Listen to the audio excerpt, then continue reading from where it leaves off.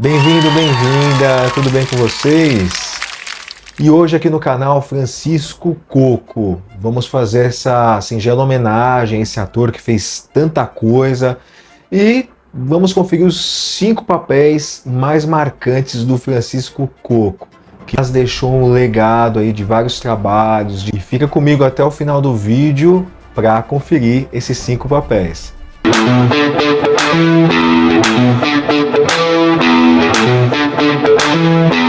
Vamos fazer então essa singela homenagem.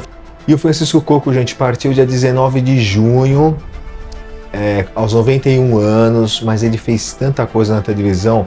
Desde os anos 60 ele estava aí trabalhando, começou no teatro muito antes, foi feirante. Se vocês conseguiram assistir o tributo que a Globo fez a ele, a homenagem, que foi muito legal, foi muito bonita. Eu me emocionei várias vezes e contou toda a história. É claro que eu não vou contar toda a história do Francisco Coco aqui, porque ia ter que fazer umas 2 horas de vídeo e ainda ia ser pouco. Mas eu selecionei 5 papéis importantes e mais marcantes do Francisco Coco que ele fez. Na TV Excelsior, o Francisco Coco teve o seu primeiro papel de relevância, que foi na novela Redenção.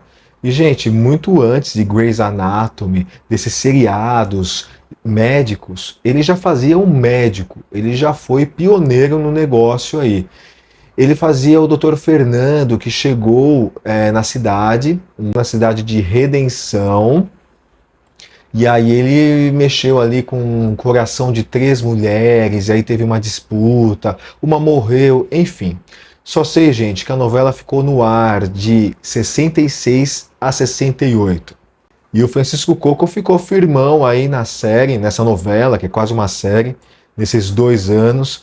E Redenção acabou sendo a novela mais longa da nossa teledramaturgia.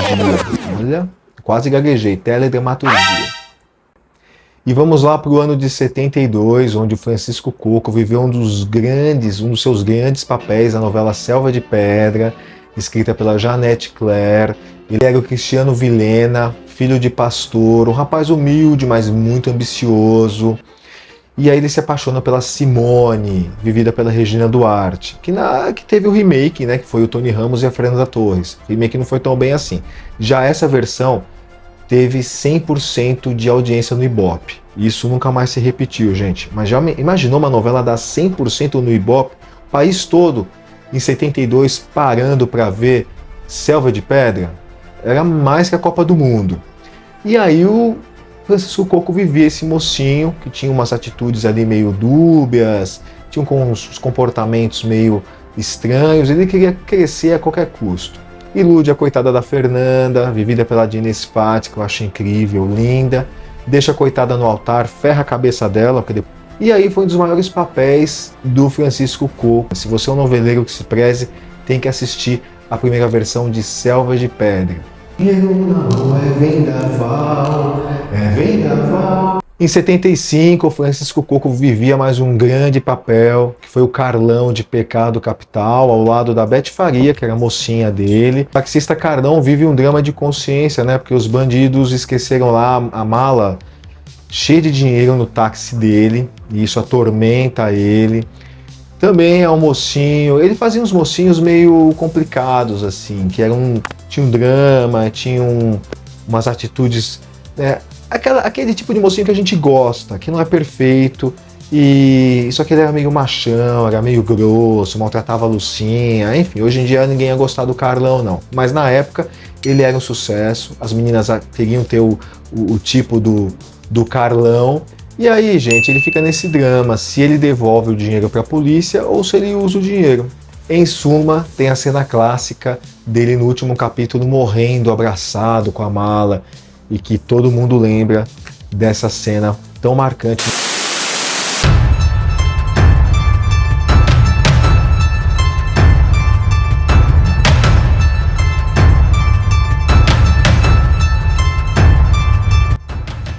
E em 77 tem aí o Herculano Quintanilha. Ele era meio farsante, né, gente? Ele era um mágico vidente, mas ao mesmo tempo que ele trapaceava, ele tinha uma conexão, ele tinha uma coisa ali de prever, de uma energia. E aí ele faz amizade com o personagem do Tony Ramos, que é o Márcio.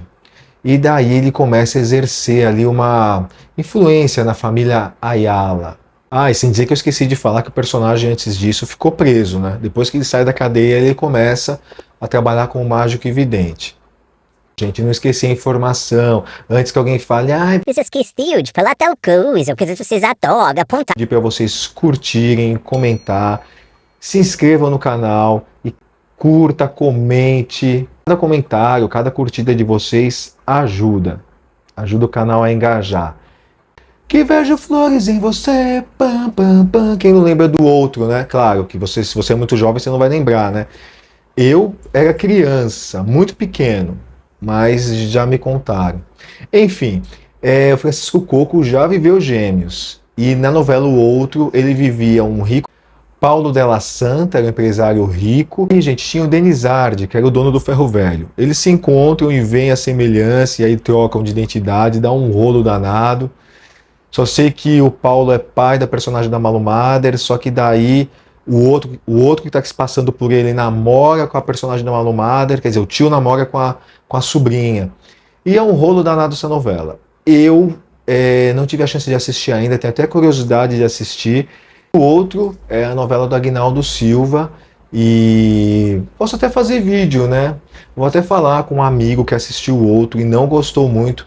Quem sabe a gente faz um vídeo juntos aí para falar sobre o outro. Ah, boa ideia, hein? Ele vai assistir o vídeo, ele vai saber que é ele. Não pode. Foi um dos papéis marcantes aí do Francisco Coco. Pois é, gente, essa foi a singela homenagem, muita coisa na TV. E ele parecia não ter aquela coisa que alguns galãs têm, que é o nariz em pé, de ficar no pedestal. Ele parece que não tinha muito isso, não.